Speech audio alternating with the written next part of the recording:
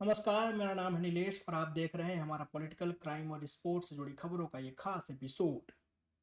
जैसा कि आप सभी जान रहे हैं कि आईपीएल का मैच चल रहा है और इस आईपीएल के मैच में आज जो मैच खेला गया वो सनराइजर हैदराबाद और लखनऊ सुपर जायंट्स के बीच में ये मैच खेला गया है।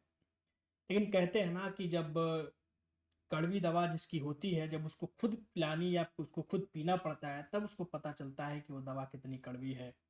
कहने का तात्पर्य ये है कि जो जिस भाषा में समझे, जब उसका जवाब उसी भाषा में मिलने लगता है तब उसको समझ में आता है कि हाँ, क्या बात थी और वो क्या कर रहा था।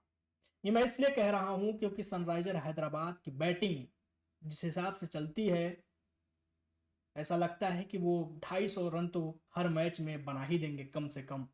लेकिन लखनऊ सुपर जायंट्स के गेंदबाजों ने जो आज कुछ किया वो बेहद ही शानदार रहा है।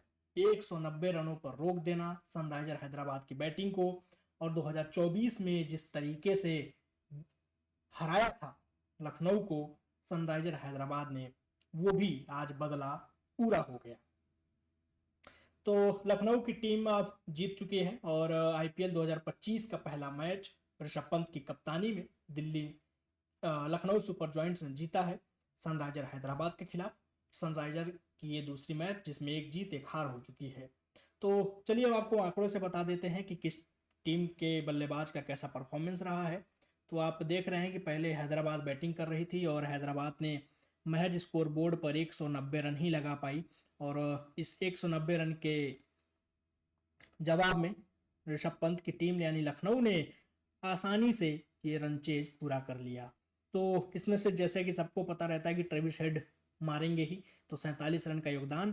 इस बार अभिषेक का बल्ला चला नहीं तो रन उतने बने नहीं। ईशान किशन भी जो पिछले मैच के हीरो थे इस बार वो जीरो रहे, और नीतीश रेड्डी 32 और क्लासन 26 और अभिनव मनोहर के बाद देखें अनिकेत वर्मा को 36।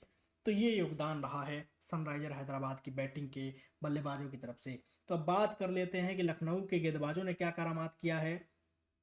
तो देखिए लखनऊ के गेंदबाज में आपको पहला नाम दिख रहा है शार्दुल ठाकुर का।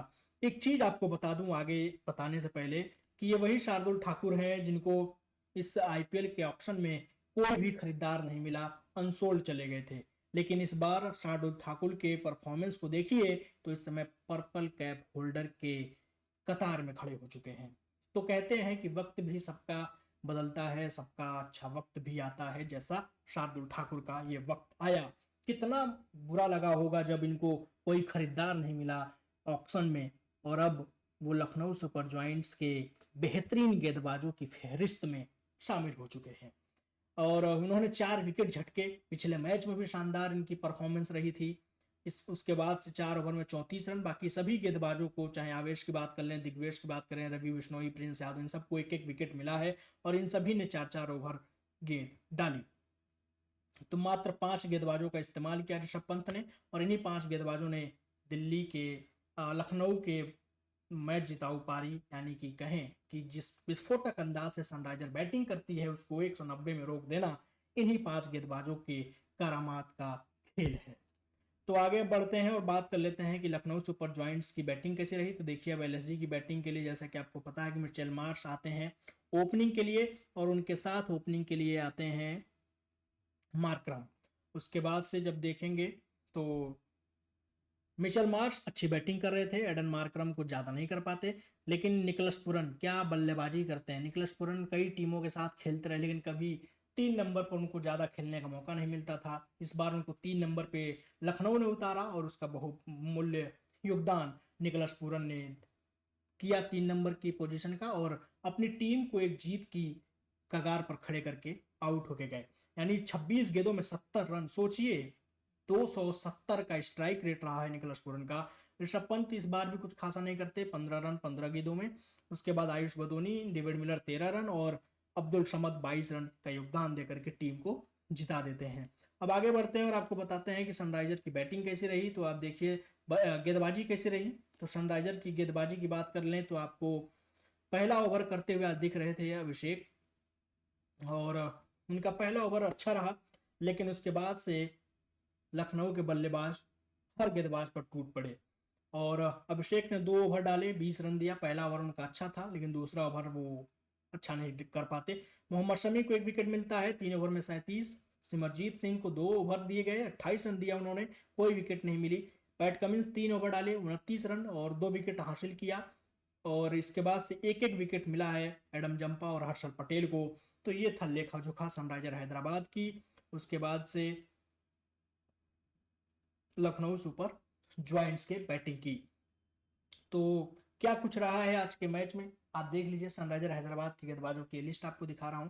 तो ये तो 2 मैचों का फैसला रहा कि क्या आज किसने कैसा परफॉर्मेंस किया। और आज के बेहतरीन बल्लेबाजी की बात कर लें तो निकलस पुरन की रही बेहतरीन बल्लेबाजी, यानी कि 190 रन के रनचेज को उन्होंने एकदम छोटा कर दिया और 26 गेंदों में 70 रन, 270 का स्ट्राइक रेट, तो कुछ मायने रखता है इस आईपीएल के मैच में। और उसके बाद से देखें तो कहा जा सकता है कि सनराइजर जिस विस्फोटक बल्लेबाजी के लिए जानी जाती है, उसी का जवाब आज मुंहतोड़ जवाब लखनऊ सुपर जॉइंट्स ने सनराइजर हैदराबाद के अंदाज में ही दिया है। तो ये थी आज के मैच की कहानी। अब बात कर लेते हैं 28 तारीख को जो मैच होना है आईपीएल का। वो होना है 2 बेहतरीन टीमों के बीच में, दमदार टीमों के बीच में। और वो 2 टीमें हैं चेन्नई सुपर किंग्स और दूसरी है राजस्थान रॉयल चैलेंजर बेंगलुरु, जो आरसीबी जिसको हम बोल रहे हैं, जिसके कप्तान अगर हम बात करें सीएसके के तो वो है ऋतुराज गायकवाड़। और आरसीबी के कप्तान की बात करें तो रजत पाटीदार। तो ये 2 कप्तान और उसके बाद से दोनों टीमों के में 2-2 महान बल्लेबाज। अगर हम बात करें एमएसडी की, दूसरी बात कर लें विराट कोहली की, तो ये 2 बल्लेबाज भी आपको कल बैटिंग करते हुए दिखेंगे। तो ये भी मुकाबला जबरदस्त होने वाला है। और आईपीएल का ये जो मुकाबला कल खेला जाएगा ये चेन्नई में होगा, चेपॉक में होगा। तो लाजमी है कि चेन्नई सुपर किंग्स अपने 3 टॉप मोस्ट या 4 टॉप मोस्ट स्पिनरों के साथ ही फील्ड में उतरेगी। यानी मुझे जहां तक लग रहा है कि जो पिछले मैच में जो टीमें रही है चेन्नई की, हूबहू वही टीम आपको कल भी खेलते हुए दिख सकेगी। तो ये थी आज के मैच की पूरे लेखा जोखा और उसकी कहानी। और कल किन 2 टीमों के बीच में मैच होना है उसके बारे में भी हमने आपको बता दिया। तो उम्मीद है आपको ये वीडियो पसंद आ रहा होगा। और अब हम कोशिश करेंगे कि क्रिकेट की जो खबर इसको थोड़ा शॉर्ट रखा जाए और इसके बाद हम इन वीडियोस में आपको कुछ पॉलिटिकल भी खबर दें, क्राइम की खबर भी दें। तो वो कल परसों से आपको धीरे धीरे वो सीक्वेंस भी आपको मिलने लगेगा, या फिर अलग से एक और वीडियो बना करके आपको उनके भी अपडेट्स देता रहूँगा। तो अब मुझे दीजिए इजाज़त, आपसे फिर कल मुलाकात होगी किसी नई खबर नई वीडियो के साथ। तब तक के लिए अपना और अपनों का बेहद ख्याल रखिएगा। नमस्कार।